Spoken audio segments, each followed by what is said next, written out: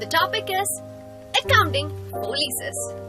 It is coming under IAS 17 and Indian Accounting Standard 17. IAS 17 and Indian Accounting Standard 17 prescribe the accounting treatment and disclosure of assets held under lease. Okay, let me ask you, what is lease or what is leasing? Okay, leasing is a contract between the lessor and the lessee for the hire of an asset. The lessor retains the legal ownership of the asset.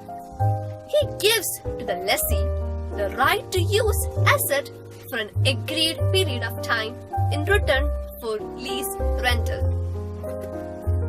Now, let's see the objective of the standard.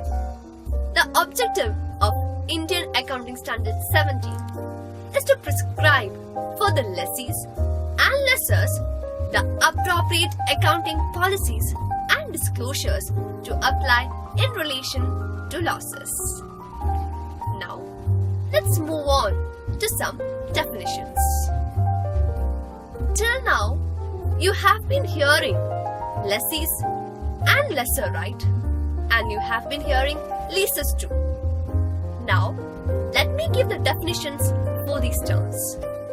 So, the term number 1, lease. A lease is an agreement whereby the lessor conveys to the lessee in return for a payment or series of payment the right to use an asset for an agreed period of time. The next term is finance lease.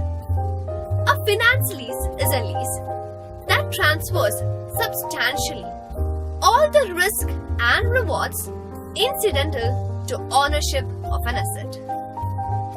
The next term is operating lease. An operating lease is a lease other than a finance lease. If the lease does not transfer all the risk and the reward of the ownership, the lease is classified as an operating lease.